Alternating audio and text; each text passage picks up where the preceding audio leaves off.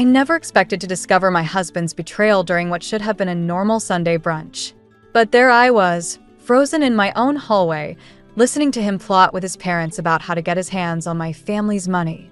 My name is Sloan, and until that moment, I thought I had a pretty good handle on my life.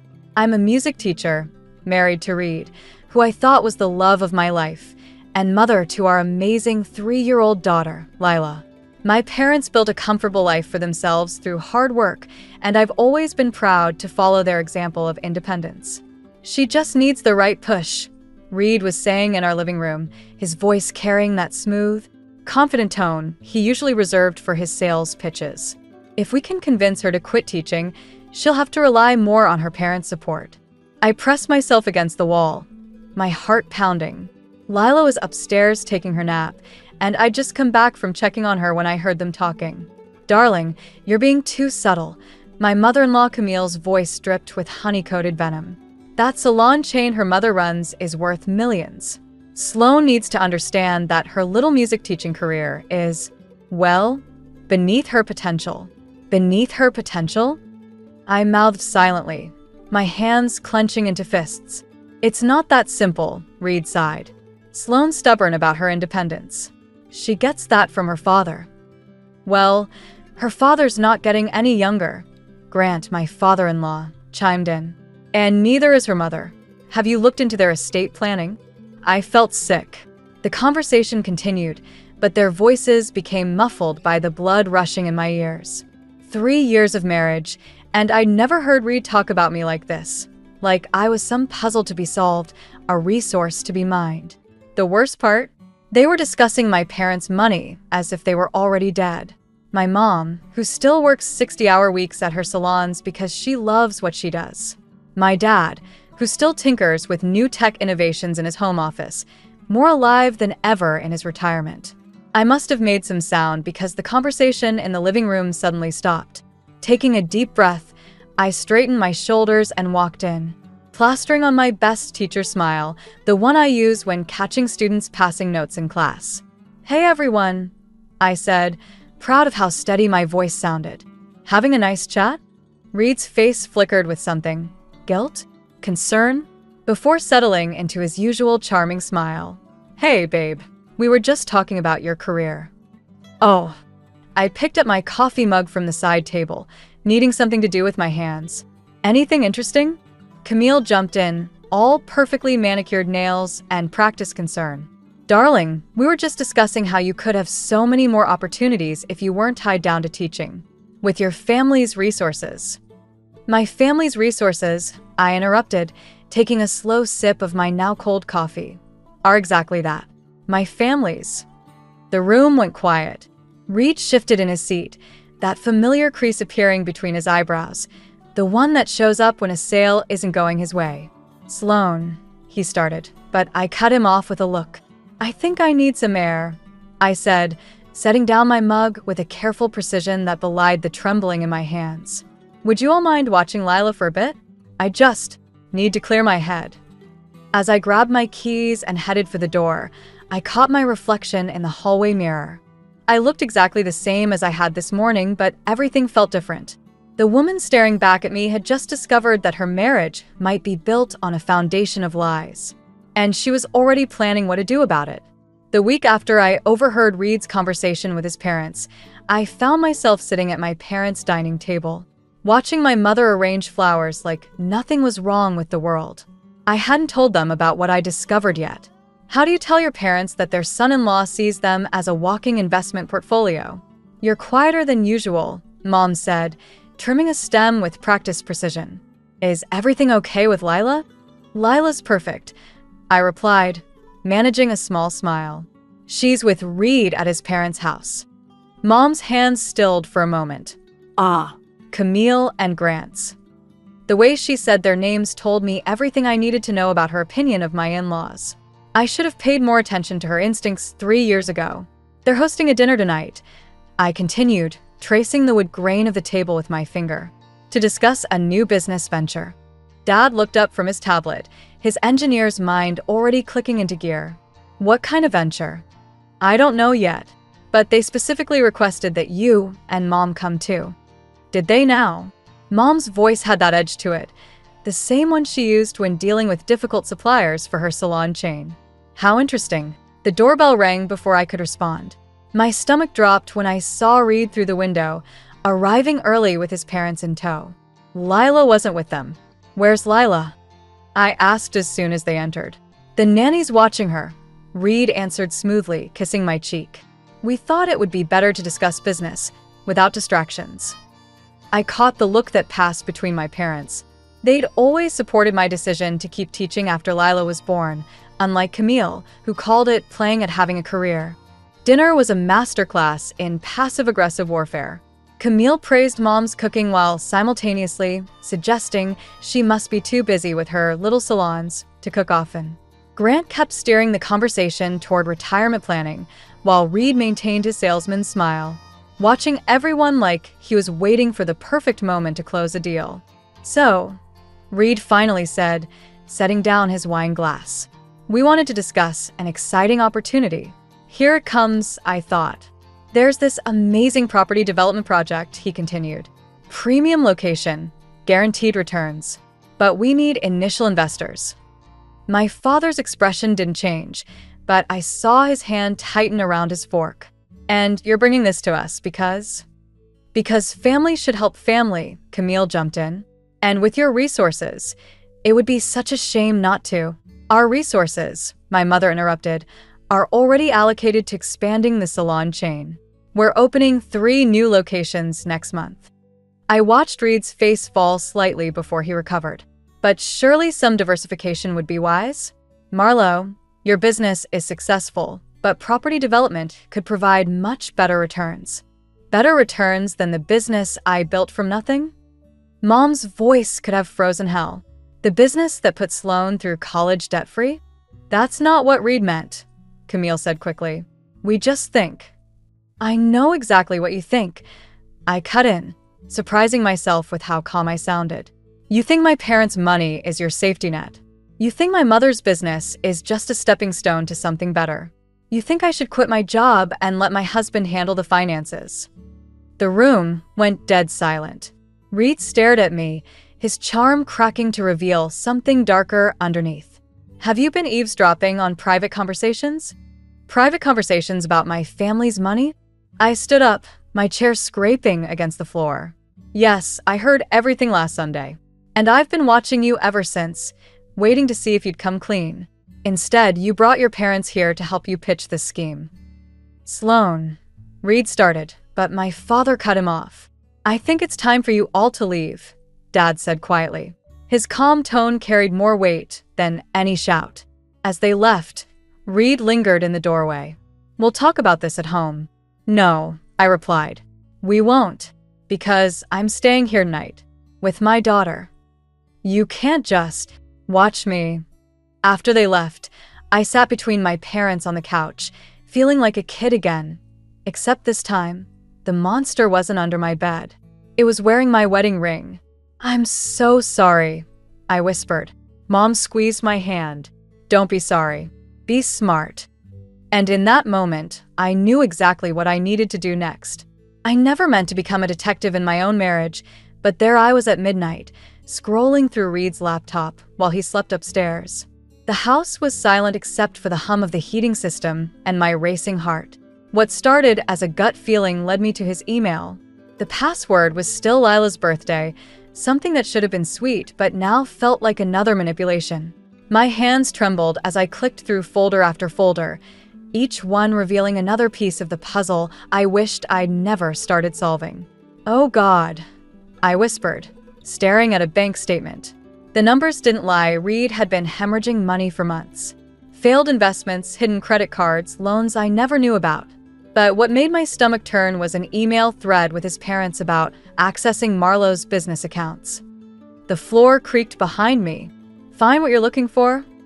I spun around to find Reed standing in the doorway, his face half hidden in shadow. He didn't look angry. Worse, he looked calculating. "How long have you been planning to steal from my mother's business?" My voice was steady, despite the tremor in my hands. Steal is such an ugly word. He stepped into the room, running a hand through his sleet-messed hair. I prefer to think of it as redistributing family resources. Family resources? I laughed, but there was no humor in it. You mean the business my mother built from nothing? The one she worked 18-hour days for? The one that could save us? He slammed his hand on the desk, making me jump. Do you know what it's like, living in the shadow of your family's success? Having everyone compare me to your father? So, this is about your ego? This is about survival. He leaned closer, his charm completely gone now. I'm drowning here, Sloan. The property development deal fell through. I owe people money. How much? More than you want to know. I stood up slowly, putting distance between us. And you thought the solution was to steal from my mother? I thought the solution was to use available resources to... Stop. I held up my hand. Just stop with the sales pitch. For once in your life, be honest. Something shifted in his expression, a crack in the facade. Fine. You want honest? I'm broke. Everything I built is gone. And your parents? They're sitting on a fortune while watching me fail. They worked for that fortune. And I worked too. His voice rose, making me glance nervously at the ceiling, thinking of Lila. But nothing I do is ever enough. Not for them. Not for my parents, not for you. Don't you dare make this about me, I hissed. I loved you. I supported you. I never once asked about money. Exactly. He laughed bitterly. You never had to ask about money. You've always had it as a safety net. Must be nice. I opened my email and started forwarding myself copies of everything I'd found. Reed watched me, his jaw tightening. What are you doing? Protecting my family. I met his eyes. You have 12 hours to tell my parents everything or I will. And believe me, you'd rather it come from you. You're bluffing. Try me. I grabbed my phone and headed for the stairs. I'm getting Lila. He caught my arm. It's the middle of the night. Let go of me. My voice was ice. Or the first call I make won't be to my parents. It'll be to the police. His hand dropped. As I packed a bag for Lila, I could hear him pacing downstairs, making phone calls in hushed, angry tones. I knew he was calling his parents, probably trying to damage control. Let them try. 20 minutes later, I was buckling a sleepy Lila into her car seat. Reed stood in the doorway, watching us. This isn't over, he said. You're right, I replied, starting the car. It's just beginning. As I drove through the dark streets toward my parents' house, Lila dozed in the back seat. I caught glimpses of her in the rearview mirror, so innocent, so unaware of how her world was about to change. I gripped the steering wheel tighter, my resolve strengthening. Reed was right about one thing. This wasn't over. But he had no idea what was coming next. They say bad news comes in threes. I just never expected all three to hit within 24 hours. The first came at dawn, when my lawyer called to tell me Reed had already withdrawn half our savings. Legal, since both our names were on the account, but devastating nonetheless. I sat in my parents' guest room, watching Lila sleep while my hands shook around my phone. The second blow landed at noon. Mom collapsed at one of her salons. Stroke, the doctor said in the sterile hospital hallway. She's stable, but the next 48 hours are critical. I stood there, numb, as Dad gripped my hand. The fluorescent lights made everything look harsh and unreal, like a bad dream I couldn't wake up from. The third hit just before midnight. A text from an unknown number. Thought you should see this. Attached was a photo of Reed leaving a hotel with Camille, carrying documents. The timestamp showed it was taken just hours after I'd left with Lila. I was still staring at my phone when Dad came back from the coffee machine. The vultures are already circling, he said quietly, handing me a cup. Reed's been calling the salon managers, trying to get financial information. How did you? Maria called. She's worked with your mother for 15 years. She knows something's wrong. He sat heavily in the plastic chair beside me. They all do. A nurse walked past, her shoes squeaking on the linoleum. Through the window of Mom's room, I could see her lying there, looking smaller than I'd ever seen her. The woman who taught me to stand on my own 2 feet couldn't even breathe without machines. Dad, I started, but my voice cracked. I know. He pulled out his tablet, pulling up documents I recognized from Mom's office. Your mother and I, we've been expecting something like this. Not this exactly, but what do you mean? We've seen the way Reed and his parents look at what we've built, like it's their backup plan. His fingers moved across the screen, entering passwords. Your mother made some changes last month. Transferred majority control of the salons to you. The coffee cup nearly slipped from my hand. She what? She said she had a feeling. He smiled sadly. She always did have good instincts about people. A commotion at the nurse's station made us both look up. Reed was there, arguing with security, Camille hovering behind him with her perfect makeup and predatory eyes. Sir, only family is allowed, the guard was saying. I am family, Reed's voice carried down the hall. That's my mother-in-law in there. I stood up, my body moving before my brain could catch up. Dad grabbed my arm. Let security handle it. No. I handed him my coffee. I need to end this now. Reed saw me coming and switched on his concerned husband act. Sloan, baby, I've been so worried. Save it. I stopped just out of reach. I saw the hotel photos. His face flickered with surprise before settling into righteous indignation. You're having me followed? Apparently, someone else is. I glanced at Camille, who had the decency to look uncomfortable. What documents were you reviewing with your mother at the Grand Hotel? That's private business. Nothing about my family's business is private to you anymore. I stepped closer, lowering my voice. You have exactly one chance to walk away with your dignity intact. Leave now, or I release everything I found on your laptop to every investor you've ever worked with. Camille grabbed his arm. Reed, let's go. But he shook her off, his mask finally cracking. You think you can threaten me? I know things too. Things about your father's tech patents, about what? Dad's voice came from behind me, steady and cold. Please, enlighten us about my business, Reed. I'm very interested in hearing what you think you know. The security guard stepped closer. Sir, I need you to leave. For a moment, I thought Reed might actually try to fight. But then his shoulders slumped, and I saw him clearly for the first time, a scared little boy playing at being a businessman, drowning in his own lies. This isn't over, he said, but the threat sounded hollow. Actually, it is. I turned back toward Mom's room. My lawyer will contact you tomorrow. As they were escorted out, I heard Camille hissing at Reed, but I didn't bother listening. I had more important things to focus on, like protecting what my mother had built, like being the daughter she always believed I could be, like making sure the people who tried to destroy my family never got another chance. The salon mirrors reflected my mother's empty office chair as I sorted through the mess Reed had left behind. 3 days after her stroke, and I was already finding holes in the business accounts, small at first, then larger, like a trail of breadcrumbs leading to something worse. MS. Sloan, Maria, our head stylist, appeared in the doorway. They're here again. I didn't need to ask who they were. Through the glass walls, I could see Camille and Grant in the waiting area, dressed like they were heading to a board meeting instead of a beauty salon. Send them in. I kept my eyes on the computer screen, making them wait as I finished reviewing another suspicious transaction. Sloan, darling. Camille's perfume arrived before she did. We've been trying to reach you. I've been busy discovering what your son did to my mother's business. I finally looked up. Would you like to explain these transfer authorizations with your signature on them? Grant shifted uncomfortably. Now, Sloan, business is complicated. Theft usually is. I turned the screen toward them.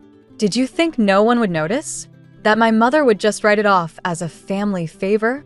Your mother understood the importance of family, Camille said, her voice sharp. Unlike you, apparently. I laughed, the sound hollow even to my own ears. Family? Is that what you call embezzlement these days? We prefer to think of it as a temporary reallocation. Grant pulled out a folder. Actually, we have a proposal that could solve everyone's problems. The only problem I have is sitting in front of me. Camille leaned forward, her designer bracelet catching the light. Your mother's in the hospital, Sloan. The business needs strong leadership. Reed has experience. Reed has experience stealing from it. I stood up, my chair rolling back. And now I know you helped him. Be reasonable, Grant pleaded. We can make this go away. Sign over controlling interest to Reed, and we'll forget about pressing charges for the irregularities we found in your father's tech patents. My blood ran cold. What irregularities? Camille smiled, all teeth and triumph. Let's just say Reed did his homework. It would be a shame if the patent office received an anonymous tip about your father's early development processes. The pieces clicked together. Reed's late nights researching, his sudden interest in Dad's old projects. They'd been planning this for months. Get out. My voice was steady, despite the rage building in my chest. Think about Lila, Camille pressed. About her future. About what a messy legal battle would do to her. Something in me snapped. I picked up my mother's heavy glass paperweight, turning it over in my hands. You know what my mother told me about building this business? She said sometimes you have to be willing to break things to build them stronger. I brought the paperweight down on the corner of her desk, cracking the glass surface. They both jumped. That was your first warning. I set the paperweight down carefully. Here's your second. I have copies of everything. Every transfer, every forged signature, every reallocation. One phone call, and it all goes to the FBI. You wouldn't, Grant stammered. Think about Reed. I am thinking about Reed. I'm thinking about how good he'll look in orange. I walked to the door, holding it open. You have 24 hours to return every penny, or I start making calls. And if you ever mention my daughter again, I'll make sure the only way you see her is through prison visiting room glass. After they scurried out, Maria appeared with a cup of tea. Your mother would be proud, she said quietly. I looked at the cracked desk, thinking of Mom lying in that hospital bed, of Dad poring over his old patents, of Lila asking why she couldn't go home. No, I replied, picking up my phone. Not yet, but she will be. I dialed my lawyer's number, watching Camille and Grant hurry to their car through the salon windows. They thought they could use my family against me? Fine. Time to show them exactly what kind of woman my mother raised. Time to make them regret ever hearing the name Sloan. The divorce papers sat untouched on Reed's desk while he paced his office like a caged animal. I'd chosen this moment carefully, after hours, when his staff had gone home. But before he could escape to whatever hotel he was hiding in these days. You can't be serious. He picked up the papers, then dropped them like they burned. After everything we've built. You mean after everything you've stolen? I stayed standing, keeping the desk between us. The salon accounts, my father's patents, our savings? I was trying to save us. He slammed his hands on the desk. Your parents have been holding us back, controlling everything with their money. The only one trying to control anything is you. I pushed the papers toward him. Sign them. He laughed, a harsh sound that made me flinch. Or what? You'll tell Daddy? Have him sue me? Go ahead. I'll drag every skeleton out of his closet. Every shortcut he took building his precious tech empire. You're bluffing. Am I? He pulled out his phone, showing me documents I'd never seen before. Your father wasn't as clean as you think. Want to know how many corners he cut? How many people he stepped on? My hands started shaking. Those are fake. The patent office won't think so. His smile turned cruel. Neither will his investors. One anonymous tip, and it all comes crashing down. You destroy him just to hurt me? I destroy him to protect what's mine. He stepped around the desk, including you. I backed away, bumping into the wall. I was never yours to own. No. He moved closer. Then why did you marry me? Because you loved me? Or because your parents approved of my pedigree, my connections? Stop it. Face it, Sloan. You're just like me, playing the game, using people. I'm nothing like you. Really? He grabbed my wrist as I tried to leave. Then why are you here alone? Why didn't you bring your lawyer? Because you thought you could manipulate me, just like your mother taught you. I yanked my arm free. Don't talk about my mother. Poor Marlowe, he continued, his voice mocking. All those years building her empire, and now she can't even speak to defend it. How long before the board pushes you out? A month? A week? Something inside me snapped. I grabbed the nearest object, a crystal award from his desk, and hurled it at the wall. The crash was satisfying, but not as satisfying as the way he jumped. You want to talk about manipulation? My voice shook with rage. Let's talk about how you and your parents planned this from the beginning. How you married me for my family's money. How you... The office door opened. Camille stood there, looking perfectly composed despite the late hour. I thought I heard voices. She glanced at the shattered crystal. Having a disagreement? Get out, I spat. I'm afraid I can't do that.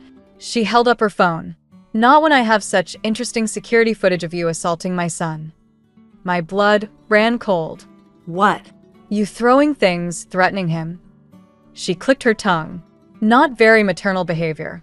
I wonder what a judge would think about Lila's safety with such an unstable mother. The room spun. They'd planned this too. The confrontation, the security footage, everything. You wouldn't dare use my daughter against me.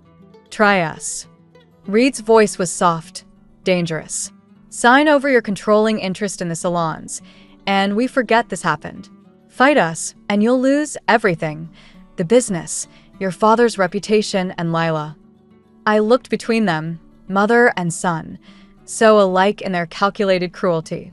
All my careful plans, my evidence of their theft, meant nothing if they could paint me as unstable, dangerous. I'll give you 24 hours to decide, Camille said, as if offering a generous gift. Choose wisely. They left me there, surrounded by shattered crystal and broken dreams. My phone buzzed, a text from Dad about Mom's condition worsening. Another from my lawyer warning about Reed's countersuit. I slid down the wall, the divorce papers scattered around me like fallen leaves. For the first time since this nightmare began, I had no idea how to fight back. But I knew one thing. I couldn't let them win. Not just for me, but for Lila. For Mom. For everything our family had built. I just had to figure out how. The moment I walked into Reed's parents' house, I knew something was wrong. The place was too quiet, too still, like a trap waiting to be sprung. I found them in the study, Reed, Camille, and Grant, arranged like a tribunal behind the massive oak desk. The security footage from Reed's office played silently on a laptop between them. Where's Lila? I asked, my voice steady despite my racing heart. Safe, Camille replied. With the nanny. We thought it best to handle this professionally. I set my own laptop on the desk. Funny. I was thinking the same thing. Reed's smirk faltered when I opened it, revealing a video chat window. Maria's face appeared, along with my father's lawyer and, most surprisingly, Grant's former business partner, Thomas. Hello, Grant, Thomas said, his voice crackling through the speakers. Been a while. Grant's face went pale. What is this? This, I said, pulling out a USB drive, is everything. The real records from the salon accounts. Dad's original patent documentation. And something really interesting from Thomas about some creative accounting you and Reed did at your old firm. Camille stood up sharply. You're bluffing. Like you were bluffing about that security footage? I played my own recording from my phone, which had captured the entire setup at Reed's office. Amazing what modern phones can do, isn't it? Reed lunged for my laptop, but I was faster, stepping back. Don't bother. It's all backed up. And if anything happens to me or Lila, it goes straight to the FBI. You destroy your own family? Reed's voice cracked. Your daughter's future? No, Reed. I'm saving it. From you. We can still work this out, Camille interjected, her perfectly manicured hands spreading in a placating gesture. We're family. Family? I laughed. Family doesn't steal from each other. Family doesn't use a 3-year-old as leverage. Family doesn't. Oh, spare us the moral high ground, Reed snapped. You're just like us, using whatever advantage you can get. The difference is, I'm not doing this for money. I turned to Thomas. Show them. Thomas shared his screen, displaying financial records that made Grant audibly gasp. This is what they really took from your mother's business, Sloan. And this. More documents appeared. This is what they were planning to do next. The room went silent except for the hum of the laptop fans. I watched their faces as they realized just how thoroughly I'd outmaneuvered them. "Here's what's going to happen," I said, pulling out a stack of papers. "You're going to sign these, all of you. Full confession of the theft, immediate repayment of everything you took, and a legally binding agreement to stay away from my family's businesses forever. And if we refuse..." Camille's voice trembled slightly. "Then Thomas sends everything to the SEC. I'm sure they'd be very interested in Grant's creative accounting methods. And Reed..." I met his eyes. "Those investors you scammed? They're very eager to talk to the FBI." Reed slumped in his chair, the fight draining from him. "You've been planning this all along. I learned from the best." I pushed the papers toward them. "You taught me how to play the long game, remember?" One by one, they signed. Even Camille, though her hand shook with barely suppressed rage. As Thomas and the lawyer witnessed the signatures virtually, I felt no triumph, only exhaustion. "One more thing," I said, pulling out the divorce papers. "Full custody of Lila. Non-negotiable." Reed stared at the papers for a long moment. Can I still see her?" "Supervised visits. If you get help, real help, not just playing the victim." He signed without another word.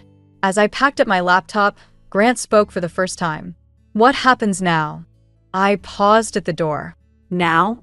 "You get to experience what it's like to build something honest for once. To earn what you have." I looked at each of them in turn. "Consider it a gift. More than you gave my family." I left them there, surrounded by the ruins of their schemes, and went to collect my daughter. It wasn't the revenge I'd originally wanted, but it was something better, justice, with a chance for redemption. Mom would have approved.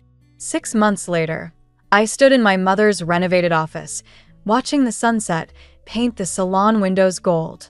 The place hummed with the familiar sounds of hair dryers and quiet conversation, a symphony Mom had conducted for decades.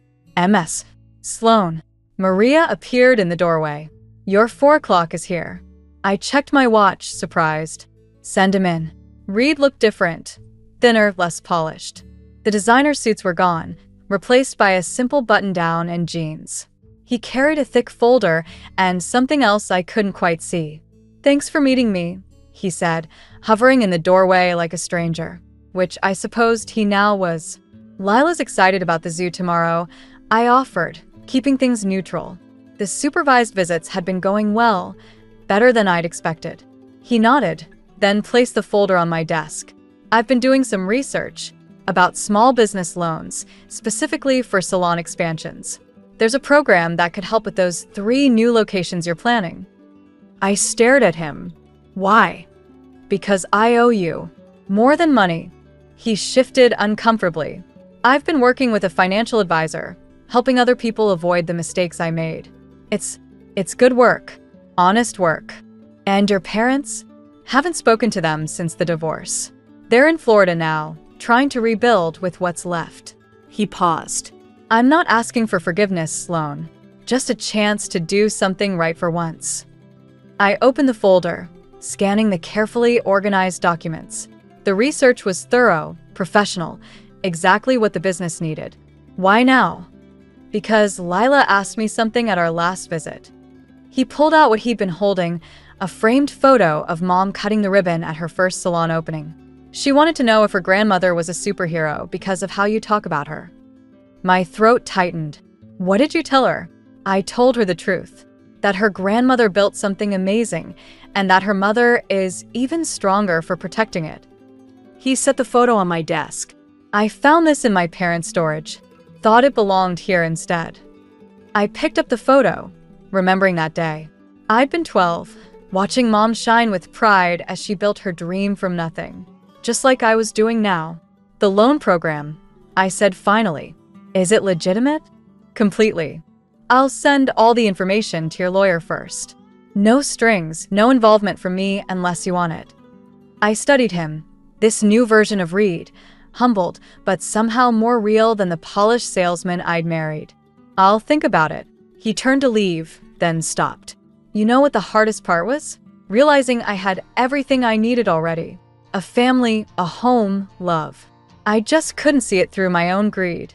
And now, Now I see clearly. He smiled sadly. Too late, but clearly. After he left, I sat at Mom's old desk, my desk now, and looked at the photo. The setting sun caught the glass, reflecting my own face over hers.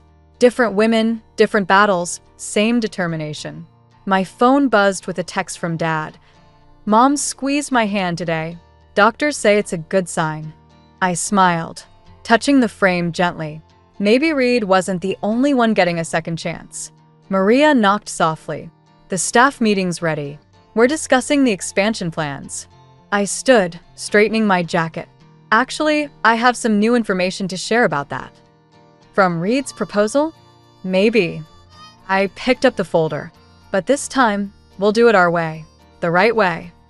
As I walked into the conference room, I caught my reflection in the salon mirrors, not just Mom's daughter anymore, but my own person.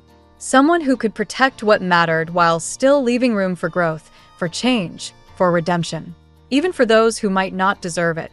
Because that's what real strength is, not just knowing how to fight, but knowing when to build something new from the ashes of what was lost. And we were just getting started.